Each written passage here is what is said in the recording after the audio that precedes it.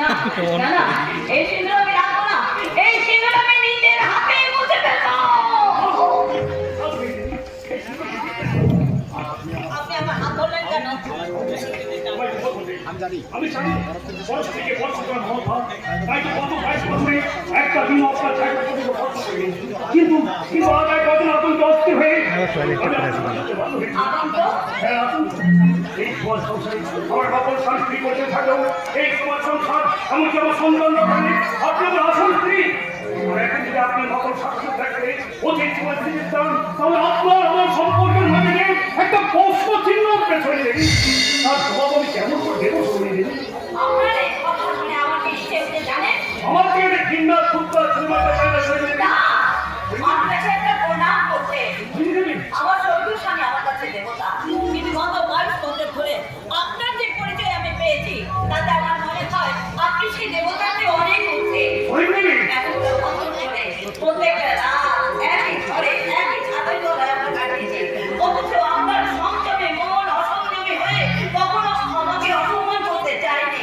এত সংযম শক্তি, এত চারিত্রিক কঠোরতা আপনি কোথায় পেলেন বলতেন বাবু?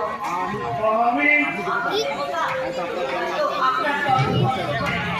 আরেকটি কথা চাইছি, আপনি আমাকে একটা কথা বলুন, আমি যেন আপনার মতো সংযমী করতে পারি।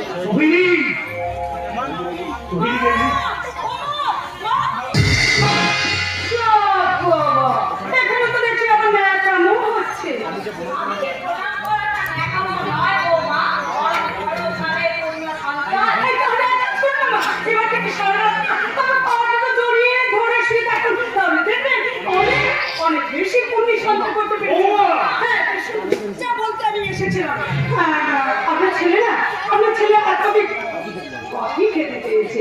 আমি টিভিতে একটা সিরিয়াল দেখছিলাম, তাই আমার সময় ওঠে না। আর একটা আমার জন্য করে আনবে।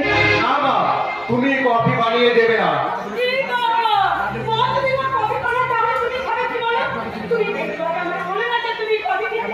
হ্যাঁ বলেছিলাম, এবং আমি সেটা তোমাকেই বানাতে বলেছিলাম। ঠিক আছে বাবা, ঠিক আছে, আমি না হয় তোদের জন্য কফি বানিয়ে আনছি। না তুমি কবি বানাবে না, আমি বলছি তুমি কবি বানাবে না। কি বললে? একটা কথা তুমি মনে করো না, ওই বাড়ির চাকর নয়, তোমার স্ত্রী, তোমার শাশুড়ি। আচ্ছা তোমরা কি বলো তো, তোমরা কি সামান্য 2 কাপ কফি করাকে কেন্দ্র করে এত তর্কের কি আছে? আমি সামান্য কবি করাটা কেন্দ্র করে সমাজ ব্যাপার হয়ে পরিস্থিতি কিন্তু বড় জটিল সহিনী। ও মাঝে অন্য কোনো কাজে ব্যস্ত থাকতো তাহলে তোমার কবি করার কোনো প্রশ্ন উঠতো না। তোমার ঘরে বসে ফ্রি রেখে আর শাশুড়ি যখন কবি করে আনবে এটা আমার কাছে শগুনে লাগছে না। তাহলে আপনি কি ভাবছেন? আমার শাশুড়ি, এই শাশুড়ির পার্টনারে সে যে পায়ের উপর হাত দিয়ে বসে থাকবে আর আমি চাকরির মতো থাকবো। আর তুমি কি ভাববে? রঙের বিড়িতে যে এই সংসারে বসে সম করবে? মোটেও না। প্রত্যেক সংসারে মেয়েরা যা যা কাজ করে তোমাকে ঠিক তাই তাই করতে হবে। কি বলবে? কি বলে? মানে এতগুলো লোকের নাম না আমার নাম বাসন মাজা, ঘর পরিষ্কার করা, সব আমাকে করতে হবে। হ্যাঁ করতে হবে।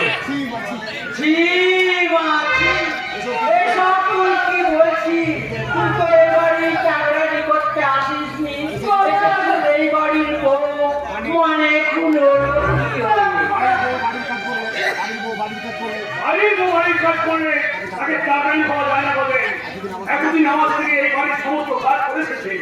আপনার স্ত্রী করে এসেছে বলে আমি করবো সেটা কখনো হতে পারে না। কেন করবে? জামাই বাবাজির কি টাকার অভাব? কত বড় অফিসার জামাই বাবাজি ইচ্ছে করলে আমার মেয়ের সুখের জন্য কিছু টাকা দিয়ে 4টে চাকর চাকরানি রাখতে পারি, তাই না বাবাজি? না পারি না, আমি কোন রাস্তায় নই, আর আমার বাবার কোনো জমিদারিও নেই। আপনার মেয়েকে বসে বসে খাওয়াবার জন্য আমাকে চাকরানি বুঝতে হবে। অলরেডি তুমি তো খুশি বসে আছো, তোমার রোজগারে বসে বসে এই বুড়ো বুড়ো দুটো পায়ের উপর পা তুলে দিলে, আর তখন আমাকে সব কিছু করতে হবে, তাই না? বলে বৌমা, তুমি শ্বশুর শাশুড়িকে পুরোপুরি বললে? কি আশ্চর্য! বুড়ো বুড়িকে বুড়ো বুড়ি বলবে না তো ছোটরা সুধি বলবে। বৌমার কোথায় দুঃখ বের শরীরে কারণ আজকাল এই শিক্ষিত আধুনিক বৌমাদের কাছে এই যুবকদের শ্বশুর আর অপূর্ণ শাশুড়ির প্রতি ওর কথা তো আমি কিছু মনে করবো বাবা, আমি এমন কথা কোনো দিনও ভাবিনি বাবা, কোনোদিনও না। তুই না ভাবলো বৌমার তো এটাই ভাবা উচিত যে ওকে এই বাড়িতে বউ করে নিয়ে আসার পর কোনো যজমানেরা তোর বাবাকে পুজো করতে থাকে না। এতদিন তো পুজো করে যা উপার্জন করেছে তাই দিয়ে তোদের লেখাপড়া শিখিয়েছে। মা, সেটা রোগী জানো, বৌমা তো জানে না চলেনি।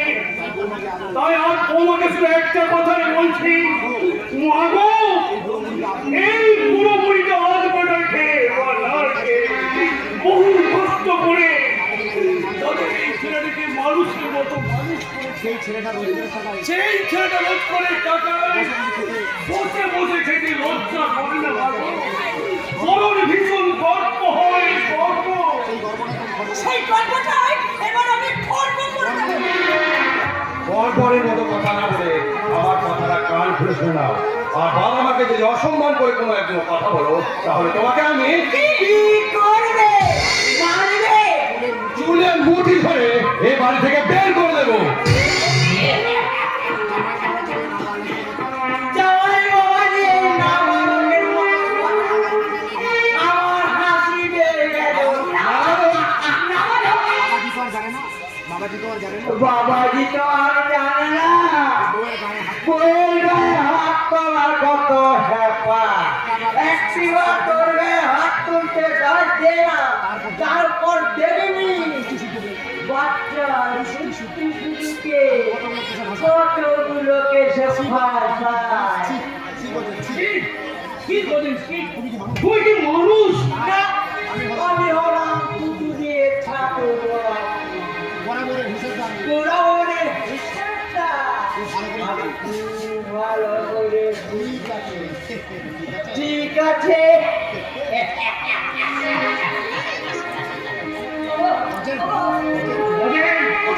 এসে মনে কি বলে গেলেন? আর সত্যি সত্যি যদি উনি আমাদের থেকে কিছু ফাঁকিয়ে দেন। এটাই তো ভাবছি শরীরে। এই মেয়েটাকে বাড়ির বউ করে আনাটা কি আমাদের জীবনের সবচেয়ে বড় ভুল? আর সেই ভুলের কাজকৃত্য করবো আমি। ও যদি ভদ্রভাবে এই সংসারে থাকতে চায় ভালো, তা না হলে সত্যি সত্যি ওকে আমি চুলের মুঠি ধরে শুধু একটাবার তুমি আমার গায়ে হাত তোলো দেখি। যদি না তোমাদের এই ঘর পুষ্টি সত্তরকার জেনে ভরে তো আমার নাম তিনি নয়।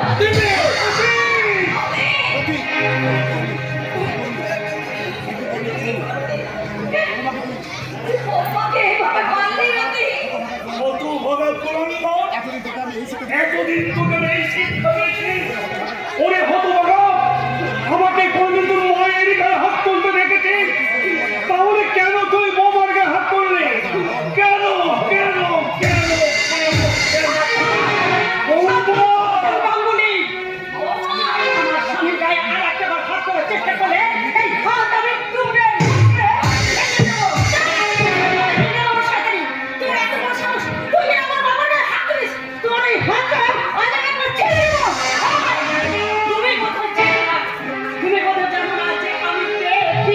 কিন্তু তোমার মা বাবা ভালো করে জানে আমি ইচ্ছে করলে শুধু এই সংসারে নয়, এই সমস্ত মানুষের মধ্যে আমি আগুন ধরে দিতে পারি। শয়তানি, আজ তুই আমার দেশে শয়তানি, সেই আগুন আমি তোকে জ্যান্ত পুড়িয়ে মারতে পারি। বাবা মা, ওই সামনে বাড়ির মেয়েটা বাড়ি পুজো আমাদের অপমান করে গেল, আর তোমরা সবাই এইভাবে নীরব থাকলে থাকবে তো, থাকবে তো রে মা। ওই সামান্য বাড়ির মেয়েটা ব্রাহ্মণের পরিবারের একমাত্র পুরবধূ। মা, কি বলে তুমি? ওই অসভ্য উশৃঙ্খল মেয়েটা এই বাড়ি কেমন করে হলো? জানি না রে, আমি কিচ্ছু জানি না। আমি ফিরত বলো মায়ের এই কথার অর্থ কি বাবা, অর্থ কি? মনের অর্থটাই অনর্থ হয়ে গেছে রে বাবা। তাই তোর প্রশ্নের সঠিক উত্তর আমার জানা নেই। দাদা কেউ এইভাবে নীরব থাকবে দাদা। ভাগ্য যে আমাকে নির্বাক করে দিয়েছে রে বৃষ্টি। তাই তো আমার চাকরি বাঁচাতে আমি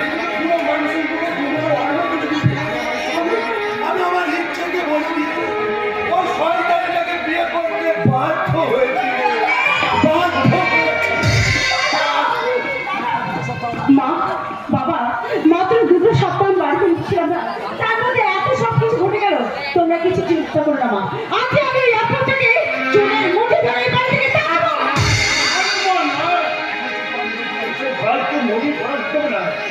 ওদের বাপ পিড়িকে তুই তো ফলো করেই চিনিস।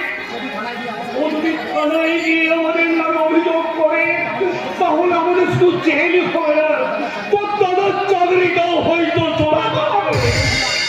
তাই বলছিলাম শত যে স্পষ্ট হলেও এটুকু মানিয়ে নিতে পারবে না রে মা। আর কতদিন এভাবে মানিয়ে চলবে বাবা?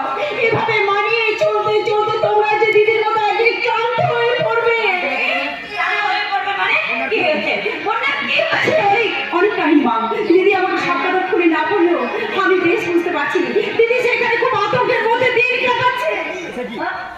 হ্যাঁ মা, করি কাকা শ্বশুর একটা মস্ত বড় শয়তান, হারক ছিল এই বোকা একটা আস্ত শয়তানের বাচ্চা। তাই ওই দিদিকে আমি একেবারে জ্যান্ত আগুনে পড়ে মারবো।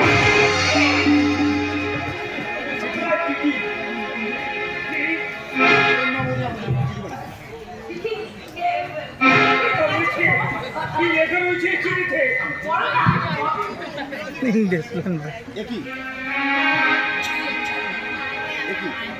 দেখি তোমরা আমার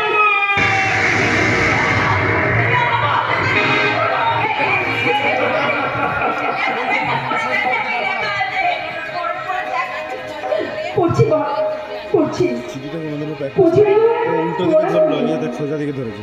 দাদাকে আমার প্রণাম প্রিয়, বৃষ্টিকে জানিও আমার ভালোবাসা। তোমাদের প্রতি এটাই আমার শেষ প্রণাম কিনা জানি না, কারণ এখানে আমি ভালো নেই। এই সংসারের অনেক গোপন রহস্য আমি জেনে ফেলাই যে কোনো সময় আমি খুন হয়ে যাওয়ার আশঙ্কায় অস্থির হয়ে আছি। বৃষ্টিকে আমি অনেক কথাই জানাইনি, ও জানলে হয়তো আমাকে ছেড়ে যেতেই চাইতো না।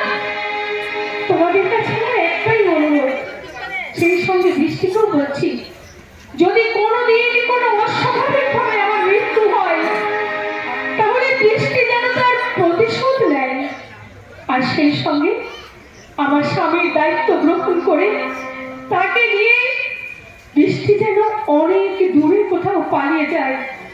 এতে তোমাদের কন্যা